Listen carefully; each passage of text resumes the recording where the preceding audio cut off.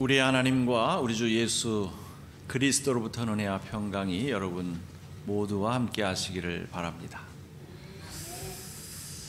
오늘은 복음서에 등장하고 있는 이 니고데모의 이야기를 해보려고 합니다. 이 니고데모라는 사람은 산헤드린 공의회의 의원이었고요. 바리새파 사람이었죠. 이 산헤드린은 유대인들의 최고 의결 기구, 통치 기관을 말합니다. 종교 재판도 하고 정치 재판도 하는 최고 권력 기관이라고 할 수 있겠죠. 한마디로 니고데모는 사회적으로 명망 있는 자리에 있던 사람이었다라고 하는 것을 알 수 있죠.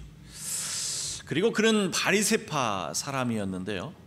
우리는 일반적으로 바리새파 사람 그러면 이 예수님과 대척점에 서 있던 사람, 예수님과 각을 세운 사람, 이렇게 이해를 하고 있는데 이 니고데모를 보면 이 바리새파 사람이라고 해서 모두가 그런 것은 아니다라고 하는 것을 알 수 있죠.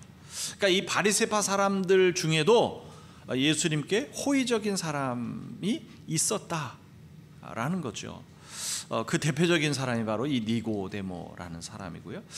이 니고데모는 후일 예수님의 무덤에 찾아가서 이 모략을 드리기도 했습니다. 그러니까 오늘 이 복음서 말씀에서 그 니고데모가 예수님을 만난 이야기를 우리에게 전해주고 있잖아요. 그날 밤 니고데모가 예수님을 만난 이후에 예수님의 제자가 된 것이 아닐까, 이렇게 우리가 추정해 볼 수 있는 대목이죠.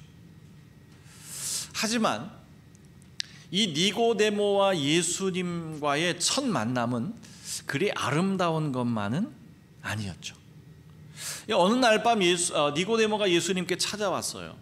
그리고 그의 첫 마디는 예수님이야말로 하나님이 보내신 선생님입니다. 참된 선생님입니다. 이렇게 고백하는 거죠. 그리고 그렇게 생각한 근거는 뭐냐면 예수님께서 행하신 표적이라는 거예요. 만일 하나님께서 함께 하시지 않는다면 예수님이 행하신 그런 표적을 누가 행할 수 있겠느냐. 그러니 당신이야말로 참된 선생님입니다. 이런 고백이에요. 예수님은 놀라운 이적들을 행하셨죠. 그런데 이 이적을 본 모든 사람들이 다 이와 같이 고백한 것은 아니잖아요. 그렇긴 하지만 그래도 예수님의 표적을 보고 예수님에 대한 호기심이 발동하고, 그래서 예수님이라면 내가 가지고 있는 이 고민을 해결해 주시지는 않을까, 그래서 찾아온 거잖아요. 그리고 예수님께 찾아와서 나쁜 이야기를 한 것도 아니고 당신이야말로 참된 선생님입니다, 이렇게 이야기를 했는데, 그런데 우리 예수님 참 까칠하시기도 하죠. 뭐라고 하세요? 뭐라고 하세요? 그러니까 3절 말씀을 여러분들은 어떻게 읽으셨는지 모르겠습니다만 예수님의 그 3절의 대답은 이런 거예요. 너는 지금 대단히 착각하고 있어. 뭘 지금 잘못 생각하고 있는 거야. 내가 진심으로 너에게 말할게. 너는 다시 태어나지 않으면 나를 제대로 볼 수 없어. 이런 이야기거든요. 이런 이야기. 여러분, 유대인이 중요하게 생각했던 것이 뭡니까? 사도 바울이 고린도전서에서 잘 이야기해 주고 있죠. 유대인은 표적을 구하고, 유대인들이 중요하게 생각했던 것은 바로 표적이었습니다.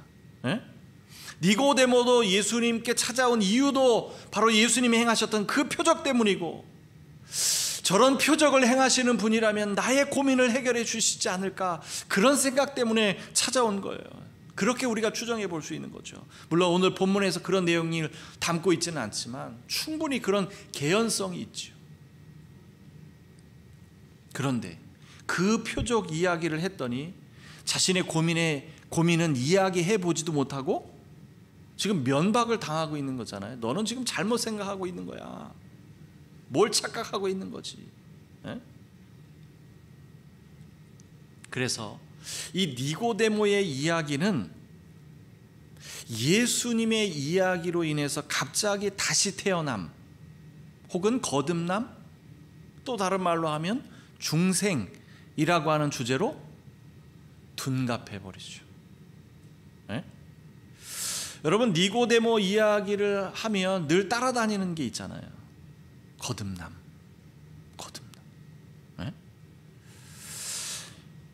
거듭남이 뭔지도 몰라서 엉뚱한 소리 하는 사람이잖아요. 어떻게 어머니 뱃속에 다시 들어갑니까? 이렇게 엉뚱한 소리를 하는 사람인데, 그런 사람이 니고데모인데, 그런 니고데모 이야기에 늘 거듭남의 이야기가 따라다닌다고요. 뭐 좀 이상하지 않아요? 사실 니고데모의 고민 속에는 거듭남, 뭐 다시 태어남, 뭐 중생, 이런 것은 처음부터 없었어요. 있을 수 없었죠. 그게 뭔지도 모르는 사람인데. 이렇게 보자면 오늘 본문에 등장하는 니고데모는요, 오늘 본문 속에서 주인공이 될 수는 없어요. 그렇지 않아요? 네? 니고데모에게 했던 예수님의 대답이 이 본문 전체의 중요한 흐름으로 전개되고 있잖아요. 그래서 저는 이렇게 생각했습니다. 니고데모는 결국 예수님께 찾아가서 예수님께 자신의 고민을 털어놓고 싶어하는 모든 사람을 대표하는 그런 인물이다. 그런 인물이 아닐까, 이런 생각을 해본 거죠. 그런데 자신의 고민을 털어놓기도 전에 예수님께서 말씀하신 그 거듭남, 다시 태어남, 중생 이야기를 듣고 나니 자신의 고민이 저절로 이야기해보지도 않고 저절로 해결된 것은 아닐까. 그래서 오늘 본문에서 끝끝내 이 니고데모의 고민을 들을 수 없었던 것은 아닐까. 저는 이런 생각을 해보았어요. 저의 이런 이야기는 어디까지나 저의 해석이죠. 저의 해석에 공감하시는 분들은 지금부터의 이야기가 흥미진진하게 이제 들리게 될 거고요. 별로 공감하지 못하겠다 하시는 분들도 있겠지만 그래도 들을 수밖에 없겠죠.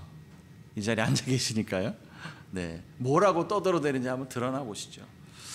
여러분, 3절을 다시 한번 찬찬히 읽어보시면 예수님은 니고데모에게 정확하게 이렇게 이야기합니다. 누구든지 다시 나지 않으면 하나님의 나라를 볼 수 없다. 네? 그러니까 예수님의 모든 말씀, 모든 가르침, 모든 행적에는 뭐가 있어요?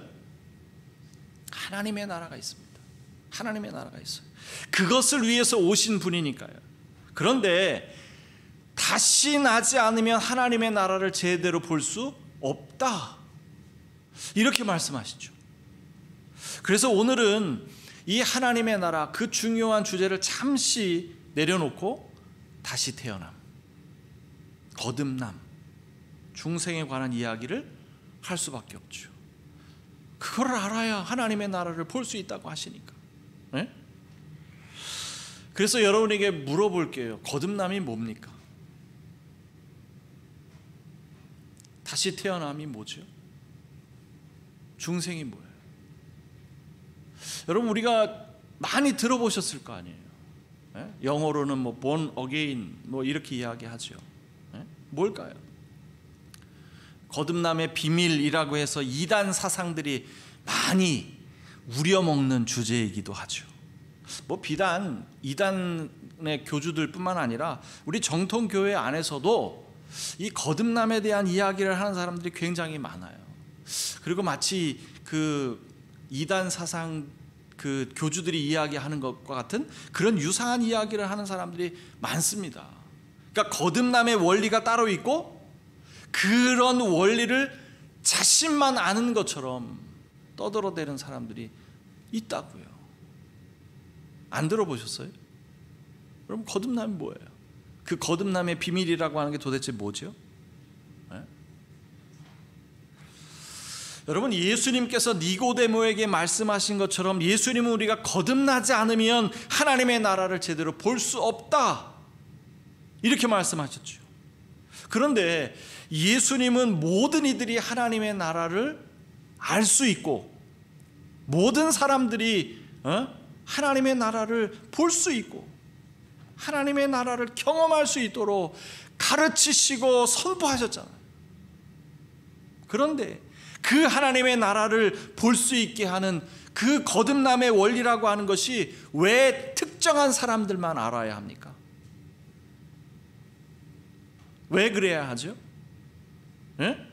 그 예수님께서 모든 사람이 하나님의 나라를 알기를 원하시는데 그 원리를 아주 복잡하게 만들어서 마치 어려운 수학 문제를 풀듯이 그 수학을 풀어내야만 그거를 볼 수 있는, 그걸 만날 수 있는 그런 복잡한 원리로 만드셨겠냐는 거죠.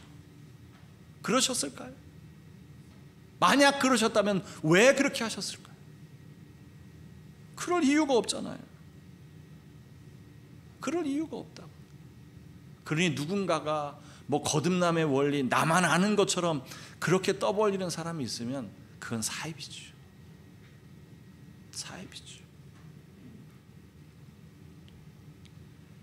우리 예수님은 모든 이들이 하나님의 나라를 알고 하나님의 나라를 보고 하나님의 나라에 관심 두기를 바라시지 않을까요? 그런 분이 왜 그거를 복잡하게 어렵게 감추어 두셨겠냐는 거죠. 그럴 리 없다는 것을 말씀드리는 겁니다. 거듭난다는 것은 어렵게 이해하시지 말라는 이야기를 지금 하고 있는 거예요. 예수님께서 7절에서 말씀하시잖아요. 내가 내게 거듭나야 하겠다는 말을 놀랍게 여기지 말라, 이상하게 여기지 말라, 이렇게 말씀하세요. 우리 이단 교주들 뿐만 아니라 정통 교회 안에서도 이 사변 노름하는 사람들이 있어요. 사변 노름. 그런데 현혹되지 말라는 이야기를 하는 겁니다. 거듭난다는 것, 다시 태어난다는 것은 사변적인 것이 아니에요. 여기 아주 특별한 신비한 그 무언가가 숨겨져 있는 것이 아니라고요. 거듭난다는 것은 그저 새롭게 난다는 것을 의미합니다. 새롭게 태어난다. 모든 인간은 육신을 입고 태어났죠. 육신을 입고 태어났기에 육의 사람이 된 거죠. 근데 그것이 전부가 아니라는 거예요. 그것이 전부가, 그게 끝이 아닙니다. 영으로 새롭게 태어나야 한다. 성경 우리에게 그런 이야기를 하는 겁니다. 육의 사람으로서 다시 태어나는 것이 아니라 영의 사람으로 새롭게 태어나야 한다.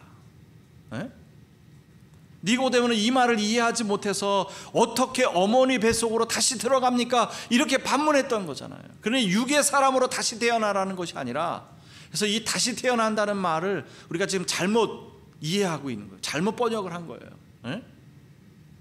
다시 태어나는 것이 아니라 새롭게 태어나야 한다.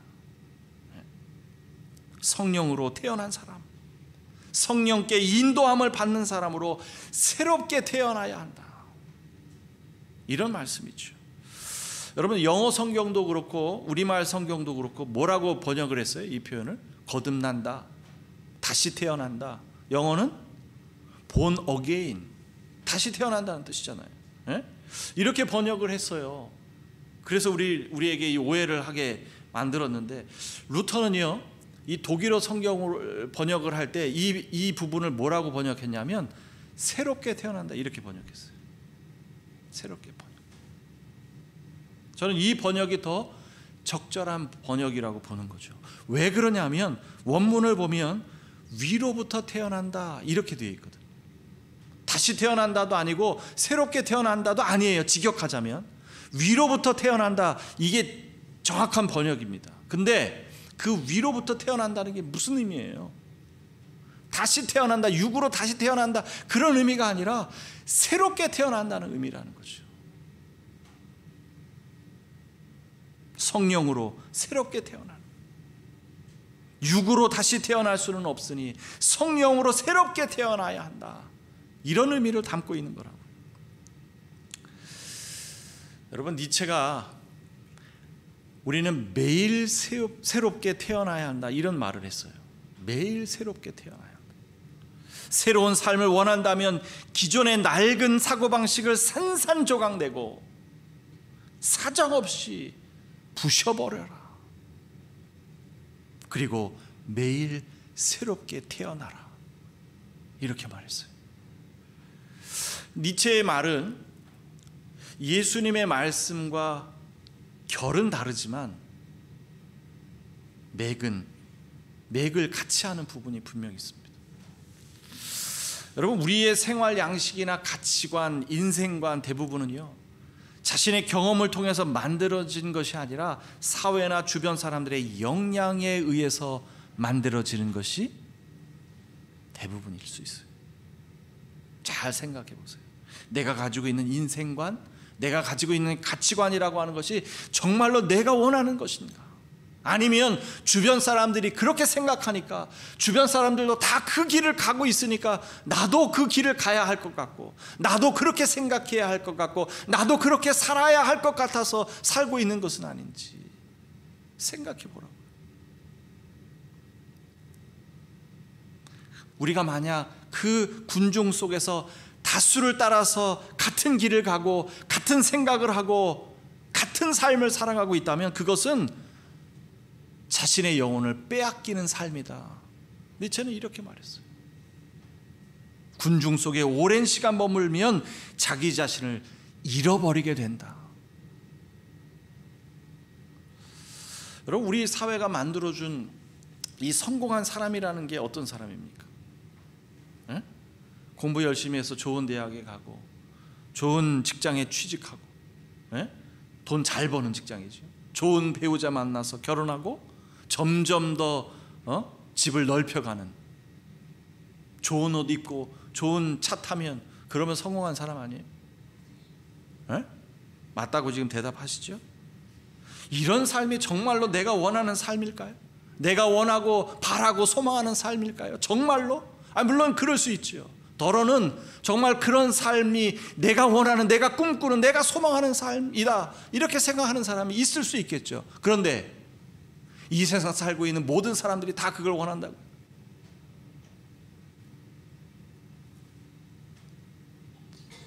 내가 정말로 원하는 것이 뭔지도 모르고 오간데 없이 사라지고 주변 사람들의 영향에 인해서 내 인생의 가치관, 내 인생의 인생관 만들어진 것은 아닐까? 그래서 이런 낡은 사고방식 산산조각내라는 거예요. 여러분, 하나님께서 우리에게 허락하신 인생이라고 하는 것이 얼마나 다채로울 수 있을까요? 얼마나 다채로울 수 있을까요? 이 길로 가도 아름답고 저 길로 가도 아름답고, 그렇지 않을까요? 모두가 똑같은 한 길로 가야만 그래야 아름답습니까? 그래야 행복이 찾아옵니까? 그래야 성공하는 겁니까? 반드시 좋은 대학에 가야 하고 반드시 좋은 직장에 취업해야 하는, 그래야만이 행복이 보장되는 그런 거 아니라 말이죠. 좋은 대학 나오지 못해도, 심지어 아예 취업을 못해도 우리는 얼마든지 행복하게 살아갈 수 있죠. 아름다운 인생 펼쳐갈 수 있습니다. 우리의 행복이라고 하는 것이 한 곳에만 집결되어 있지 않다는 거죠. 우리가 새롭게 태어나면 보는 것이 달라지고 생각하는 것도 달라지고 살아가는 방식도 달라집니다. 새롭게 태어났다는 것은 여전히 똑같이 살아갈 수 없죠. 모두가 똑같이, 다수가 원한다고, 다수가 그 길을 간다고 나도 따라가는 그런 게 아니죠. 편한 삶을 꿈꾸던 사람이 불편한 삶을 추구하게도 되고, 안전한 삶을 바라던 사람 위험한 삶을 살기도 하며, 안주하며 살기 원하던 사람이 도전하는 삶을 살 수도 있게 되는 거죠. 새롭게 태어난다는 것은 이런 것이 아닐까요? 우리 삶의 총체적인 변화, 완전히 다른 삶으로의 변형, 그래야 하나님의 나라가 보이죠. 그래야 하나님의 나라를 알 수 있죠. 경험할 수 있죠. 이러한 변모가 여러분을 하나님의 나라로 인도할 것이라고 우리 주님은 말씀하십니다. 우리 주님은 이 세상을 사랑하는 분이시고 우리 한 사람 한 사람을 사랑하는 분이시니 우리가 멸망하지 않고 하나님의 나라에서 영원토록 영원히 평안하게 살아가기를 원하시는 분이십니다. 우리 주님은 우리를 그렇게 구원으로 인도하실 겁니다. 모든 지각에 뛰어난 하나님의 평강이 그리스도 예수 안에서 여러분의 마음과 생각을 지킬지어다.